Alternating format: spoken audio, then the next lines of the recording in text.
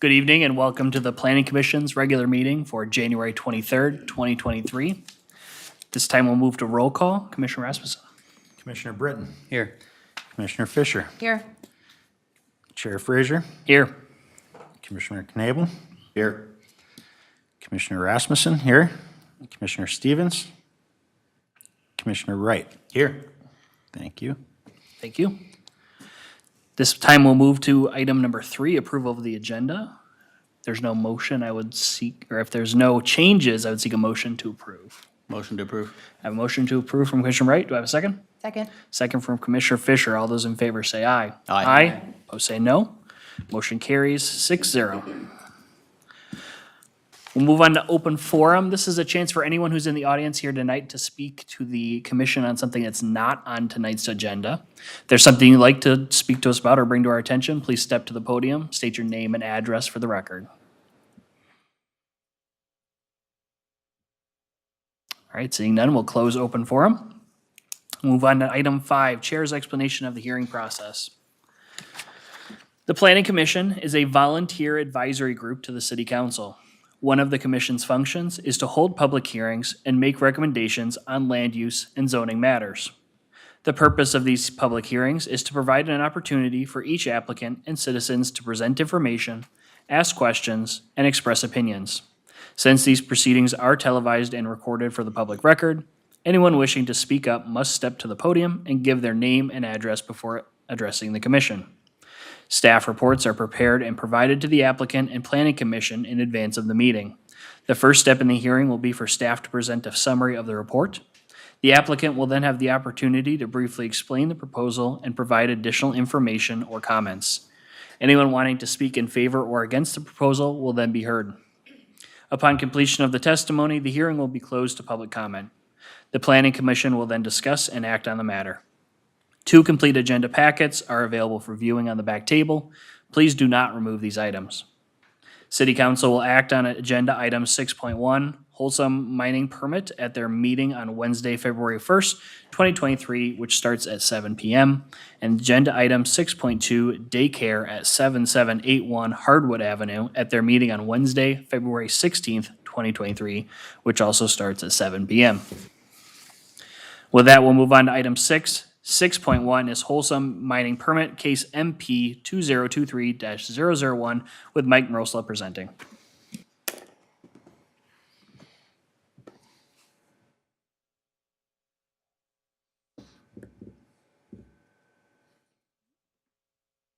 All right. Good evening, Chair and Commissioners.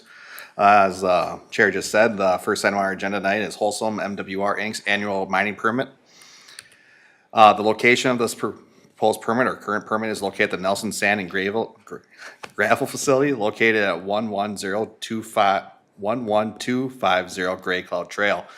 A little background on the site: they've been mining facility here since the 1950s. The current applicant's been mining since the 1980s, and this permit's been renewed annually since that time.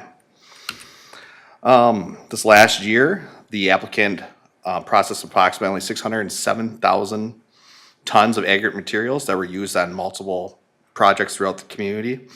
The material is barged up the Mississippi River or loaded onto trucks on site to do process, wash, and screen the materials as well. As you can see on the images on the screen, from 2020 to currently, the mining process has shifted from the east to west. Let's kind of show the mining areas here. Oops, sorry. There we go. The mining areas have shifted, as I said, from east to west.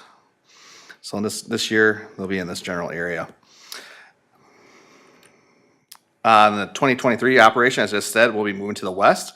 The applicant's proposing to move approximately 700 to 100,000 tons of aggregate material, either by barge or truck.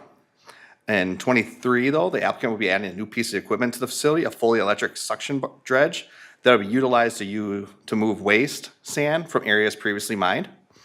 In addition, the applicant did receive a variance in 1995 to run 24 hours per day and 7 days a week. The applicant will continue to do that.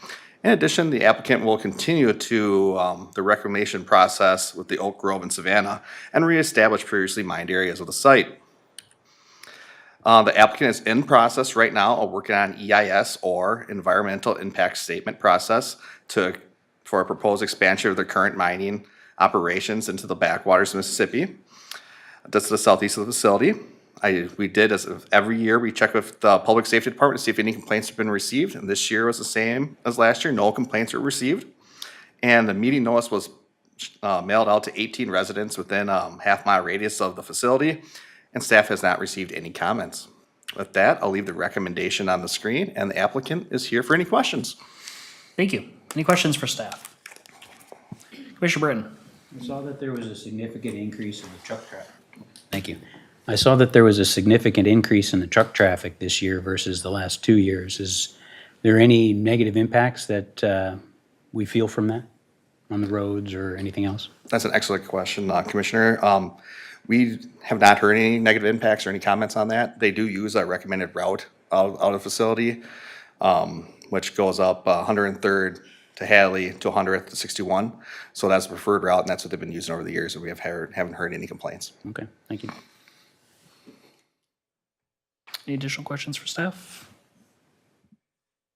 All right, thank you.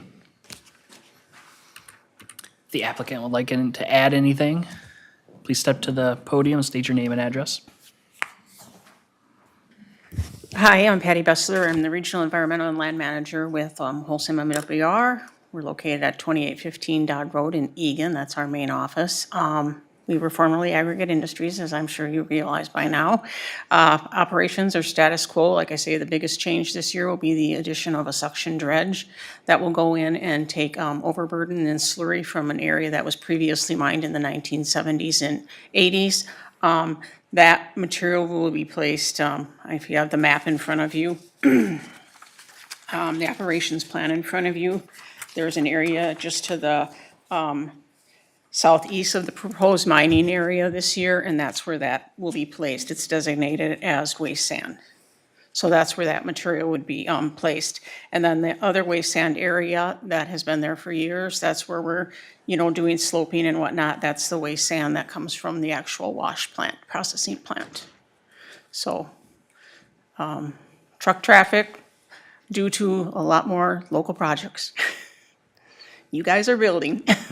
Some of the surrounding communities are as well, so that's a good thing. Any other questions? I'm happy to answer them. I have our plant manager, Mike Murphy, down here with me this evening as well. All right, thank you. Commissioner Britton? This new piece of equipment that you have, the suction dredge, is there any expectation that there'll be any out of the ordinary noise? I mean, is this a noisy piece of equipment? Is it less noisy, same noisiness? To my knowledge, there's no additional noise other than, it wouldn't be over the existing dredge, which we have not had any complaints on the dredge. Okay, So, thank you. Yep.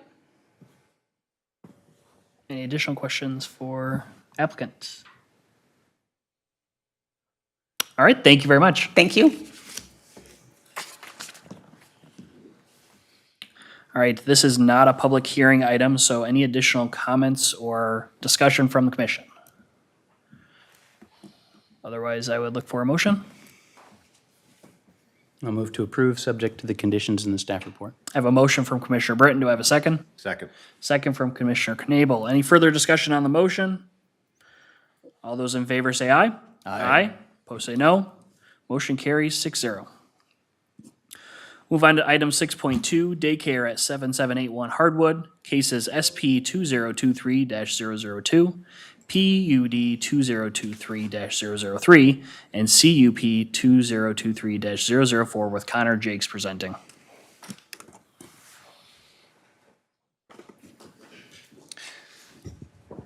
Good evening, Mr. Chair, members of the commission. Great to be with you this evening. Proposal before you is a child care facility, and for your consideration is a site plan review, plan unit development, and conditional use permit. The proposed location for the child care facility is 7781 Hardwood Avenue South. The parcel is located west of the current shops at Gateway North and south of the current under construction apartment project at 7689 Hardwood Avenue South. Little background on the site. The site is currently vacant with no tree coverage. There are major elevation changes along the northern and eastern property lines. And just to note, there is currently an interim conditional use permit that exists on site. That's with that apartment project to the north. It's for temporary parking and storage of vehicle and equipment. That applicant, which is Apadan Development, did verify with staff that they're no longer utilizing the site. Therefore, that doesn't affect development in this case. So the proposal before you is for an 11,464 square foot childcare facility. The parcel is zoned mixed use, and a childcare facility is a conditional use within the zoning district. And the applicant has requested planned unit development flexibility due to various site constraints, and those two would be a parking lot setback and overstory tree count, which we'll detail in future slides here. Working through the site plan, site access is located off Hardwood Avenue South, which we'll also talk more in depth in coming slides. The fencing proposed is the Ameristar Montage Plus fence, which is our standard kind of asked-for commercial fence. That standard wrought iron fence you see at a place like Goodwill or Junction 70 to really tie in the commercial area. And that would be to enclose the play area, which is north and east of the building, outlined in the green line on your screen. They are proposing the retaining walls on the north and eastern property lines.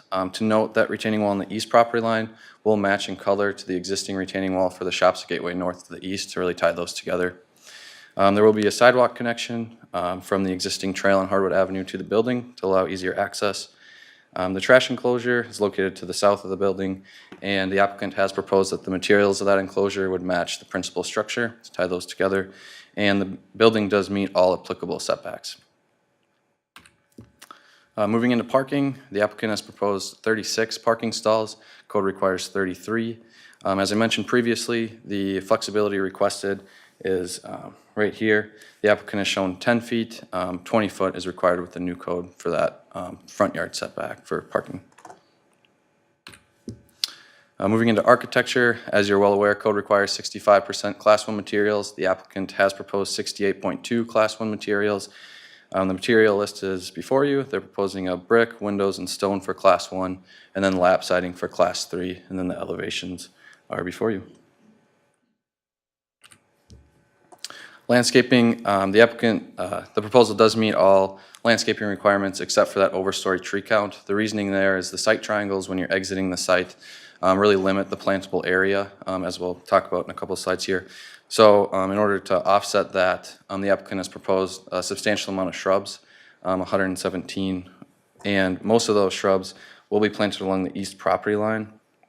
And the reasoning for that is just to minimize any long-term maintenance really and code complaints. There's like a 10-foot gap there between retaining walls.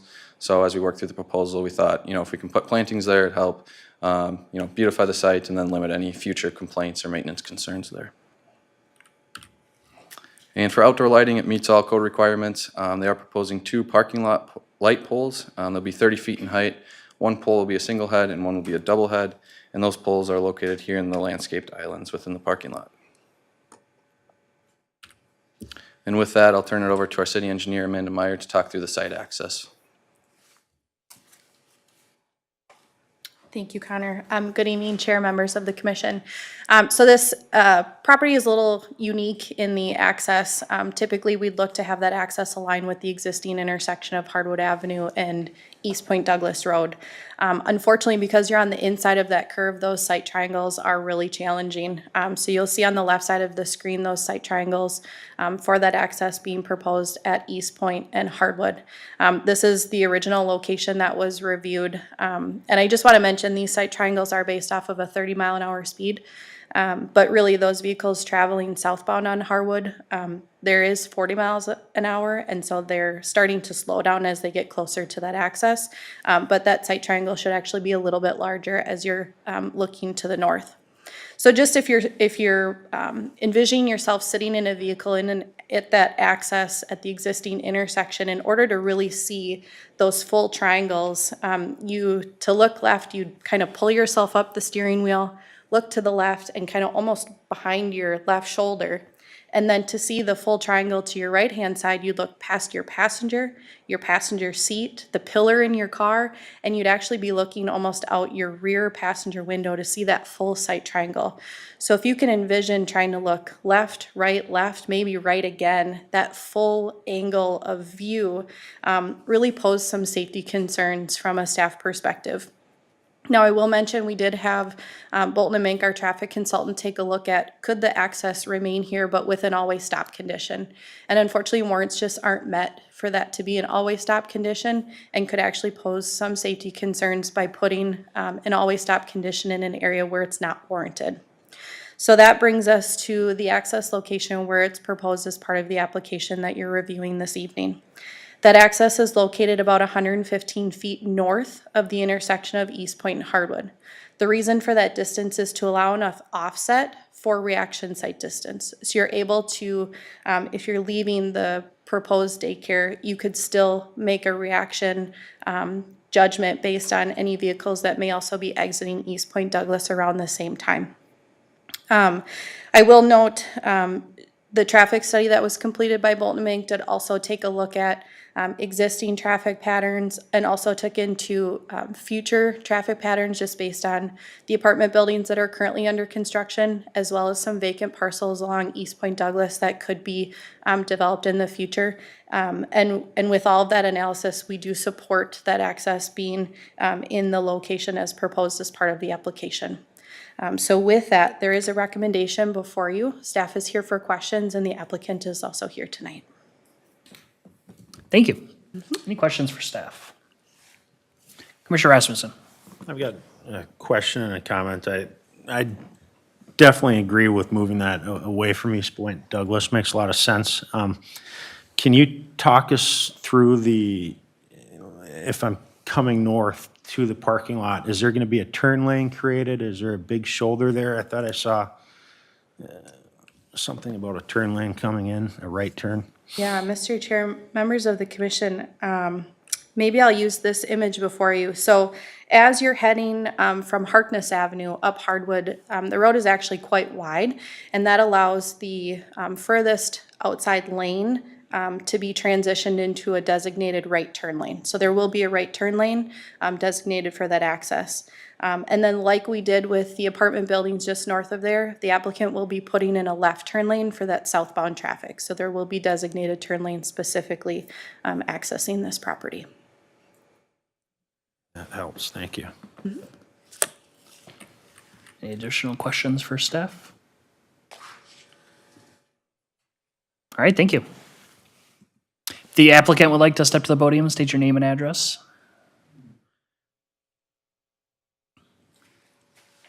Good evening, Chairman. My name is Dan Harris with 814 CRE. We're a commercial development company. Our address is 1695 12 Mile Road, Berkeley, Michigan. This site looked like it was a perfect spot for a childcare facility. You guys have a lot of development going on in this area. I toured the location today when I got in town, and that is a very large apartment building. So yes, this is a childcare facility that specializes in early education, preschool, and then also after-school activities for elementary age students. So we cover a wide gamut of children from the infant ages all the way up to the elementary ages.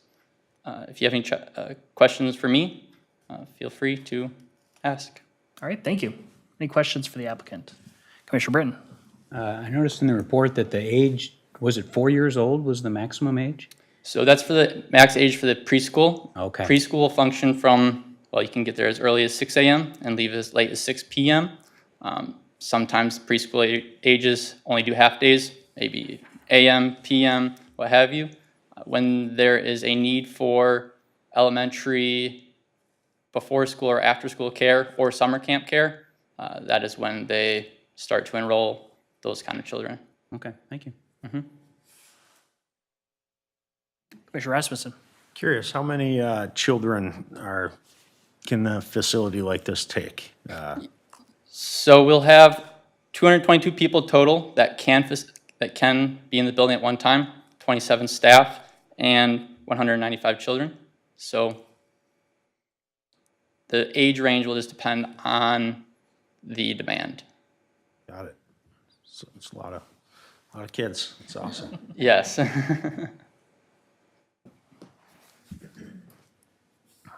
Any additional questions for the applicant? All right, thank you very much. Thank you.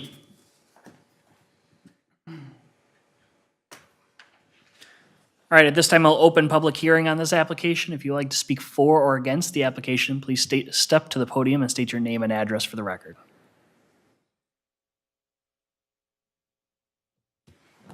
Seeing none, I'll close public hearing. Any additional comments or discussion from commission? Commissioner Just a Knable. question for staff. Will the retaining wall that they're planning to build around there match the wall that's currently there? And I'm sorry if I did miss that, but, Yes, Commissioner Knable, it will match on the east property line in same color. Yep, okay. that's correct. Commissioner My Fisher. question was actually about the retaining wall too. There is one there already. What is the purpose of putting two retaining walls right next to each other and then sticking a bunch of shrubs in between them? Should talk to the grading.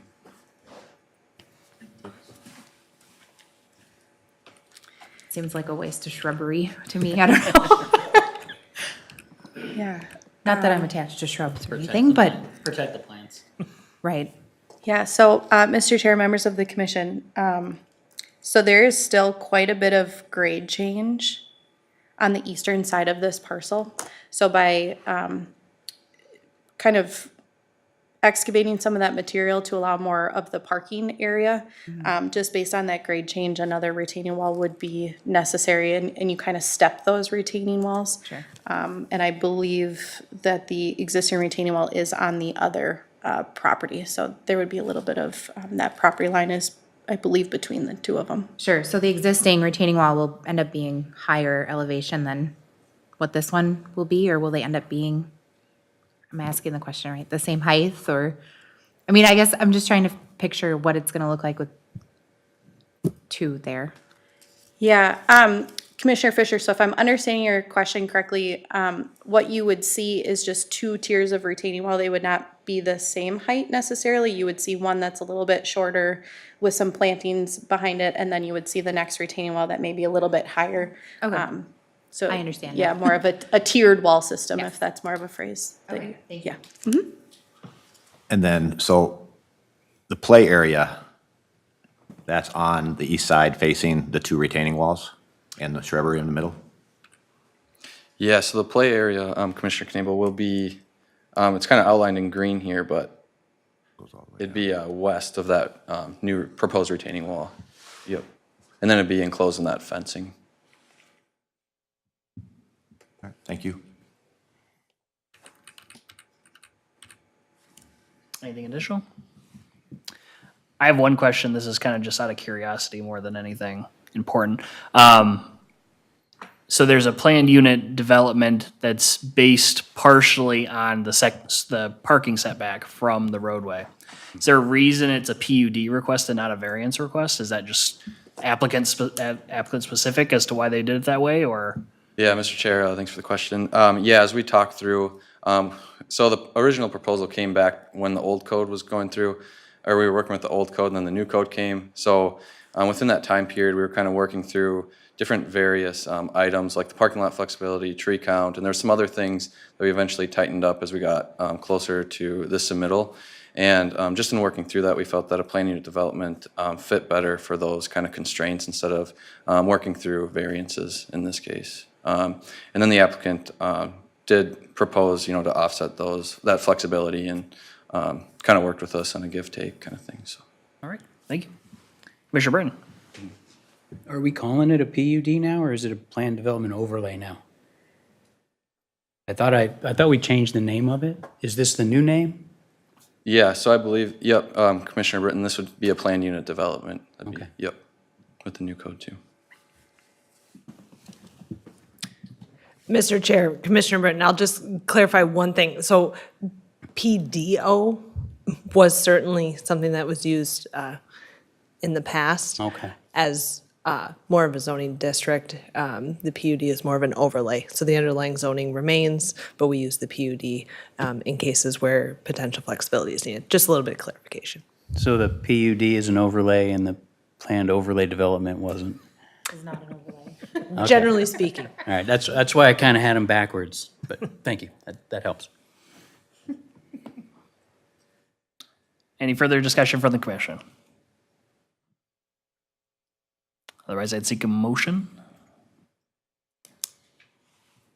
motion to approve, subject to the stipulations in the staff report. I have a motion from Commissioner Britton. Do I have a second?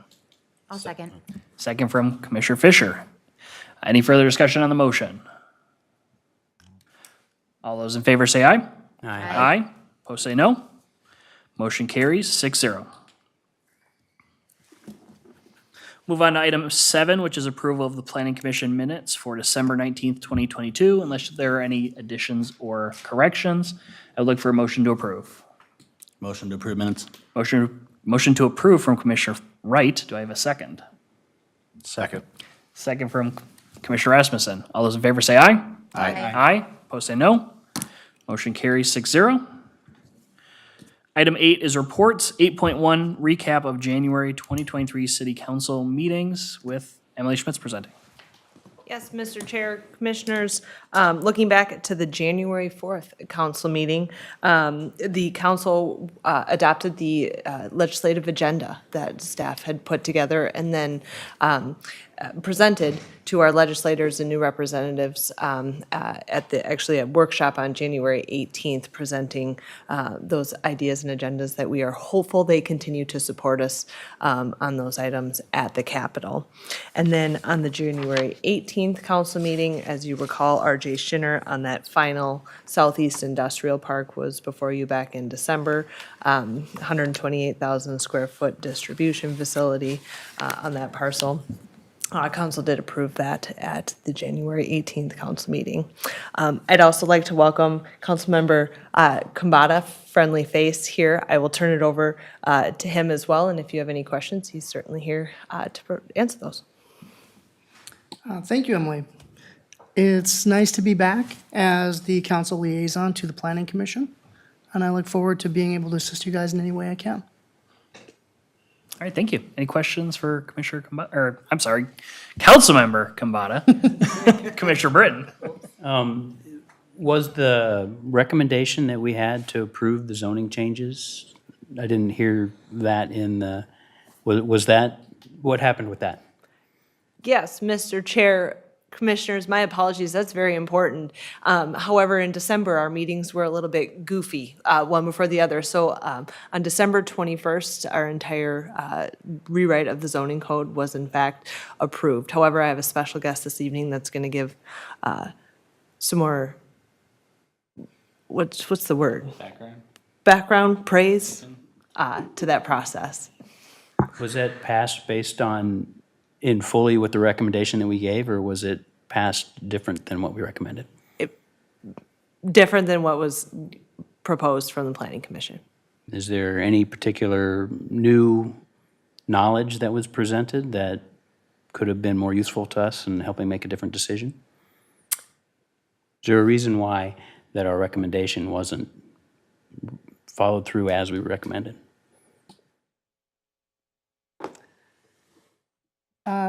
I think as we went through the code, you know, there's 5 of us, and we all kind of had a few nuances that were tweaked. I don't think anything significant was changed. Mr. Chair, members of the Planning Commission, if I am understanding the line of questioning, it was related to a setback in one of the zoning districts. You had indicated that you desired 7.5 feet, and the code as presented to the City Council is 5 feet, if memory serves me right. We did have a very extensive dialogue in regards to that. I think it's really difficult because as we look at the current market today and the trend that's happening in the residential industry, that setback of 5 feet is really something that the industry is driving. I know Councilmember Kambata spoke at great lengths about affordability components. When we look at that setback and how it relates to density, density then can translate to reduction in cost per lot for the homeowner, which obviously helps affordability. And so we did look at a lot of those elements in our discussion, and I know Councilmember Kambata searched a lot of his daytime business operations to help provide additional insight on that as well. But at the final vote, the City Council did decide to stay with the 5 foot. Couldn't have said it better. Yeah, I believe that was a 3-2 vote, and Yeah, I think to kind of paraphrase my comments from that meeting, it was just kind of based on what the market is asking for. And it's, as we were trying to streamline the process and make things more affordable for developers, rather than having to come in and do a planned unit development and take additional steps by reducing that to 5 feet, we're making it easier for developers to come in and kind of know what the rules are. Along with that 5 feet, though, they have to meet the more stringent fire codes as well. So additional stipulations are kind of baked into that reduced setback. All right, thank you. Any other questions for Emily or Councilmember Kambata? All right, thank you. Thank you, sir. 8.2 is response to Planning Commission inquiries. We didn't have any from last meeting. 8.3, Planning Commission requests. Any requests from the commission? Nothing. All right. This time I'll turn it over then to Administrator Levitt.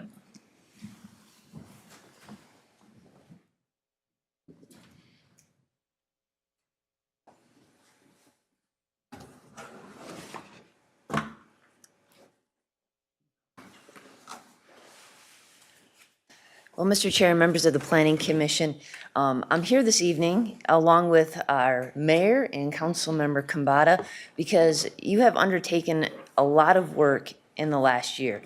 You just spent some time questioning and dialoguing about the code, and one of the things that I was thinking about as you were dialoguing about a PDO versus a PUD, it's one of those things where after 70 years of not looking at the zoning code, it needed a lot of updating. And, you know, one of the things that I don't think our residents really appreciate is all of the hard work that you put in behind the scenes. They did not see all of the extra meetings you had, which I'll note it was in the summer. They were very long meetings. We had to try to keep you nourished to keep your stamina in those meetings. You had a lot of additional longer dialogue and public hearing on those items. And so you have gone really above and beyond just serving as a commissioner and looking at planning applications. And so tonight we're here to say thank you. And one of the things that we do at the city is we have a city coin. And the city coin is given and awarded for exceptional service to the Cottage Grove community. Now, there are some key elements to this coin that I really think you all have exemplified in this process. And one is responsiveness. We knew that the code needed to be updated, right? To serve our residents, our businesses, our future businesses. And that responsiveness is going to aid in the growth and development of our community into the future and set that tone. It also talks about commitment. As I mentioned, it took a lot of commitment. It took you away from your families. It took you away from your other recreational things, your jobs maybe, even to serve those additional hours to put in for that. And so it's our way of saying thank you for that extensive commitment that you gave to the community. And it talks about initiative. You know, also, as you're looking at the code, looking at new initiatives, new ideas, innovation, where is the industry going? Where is the different things been? You took a lot of initiative and brainstorming and dialoguing. Those things all made for a better and stronger code. And so we thank you for that. It talks about dedication. Clearly, you've been dedicated to the Planning Commission and to serve the community. You do an excellent job even tonight as you're thoroughly vetting all of these applications.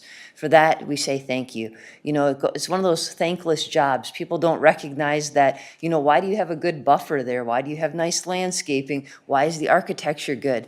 Well, that's because as a Planning Commission member, you have really dove into those details to ensure that it's in conformity. And so thank you for that. And the last item on the coin, it says pride.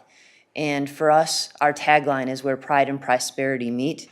And you guys have done it with outstanding pride. And I think I can speak for the mayor and the council member. We're very proud of the work that you've done, and you've done it with a lot of pride in that work, with the quality that you've shown to that. So with that, we're here to present you with the city coin and any other words that you may have, Mayor. Wasn't really expecting to speak, but yeah. Well, yeah, no. But no, I just want to say thanks, as our administrator, Jennifer Levitt, and the rest of the council. You know, you guys were the starting block, if you will, as it came, different pieces came before the council and make those determinations. And the fact of the matter is, there are fun things to do on the planning commission, like maybe a new facility, new restaurants and things like that. And then there's I'll call it the more tedious things that you have to do on the planning commission and council too. And the general public doesn't necessarily know about that, right? They don't know about all the time and the effort that you guys are putting into the work. So, again, on behalf of all of our staff and the council, that we want to say thank you, especially, how many years was that? 70 years since we've actually redid the code and everything and the zoning and all that within the city of Cottage Grove. So it is quite a challenge that was put before us, but we felt it was an important thing that needed to be done, and you were all part of it. So I just wanted to say thank you, as well as the rest of the council and staff. You want to say something? I was. To echo what Mr. Mayor said, there's a lot of man hours involved, a lot of meetings, and a lot of time away from friends and family, and yeah, summer barbecues, and it is a thankless job. No one really, unless you're on the planning commission or on one of our volunteer commissions, really appreciates the extra effort. And that's why we're doing this, is because you guys deserve it, and thank you.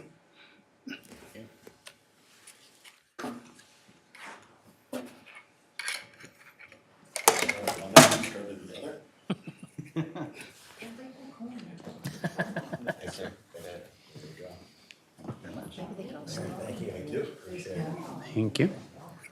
Awesome, thanks. Yeah. Thank you. Look at that. Thanks, guys. Could we just ask you to stand? I was going to say, let's grab a picture. All right. And there's one. Closer, pretend we like each other, come on. Get my good side. It's been a long time since you've been able to do that, too. Mayor, did you want to get in the photo? Come on. You can come in the back. We'll hide you if you want. Okay. Well, I think I have about 4 or 5, so we're probably. Okay, really good. Thank you. Thank you. Thank you very much.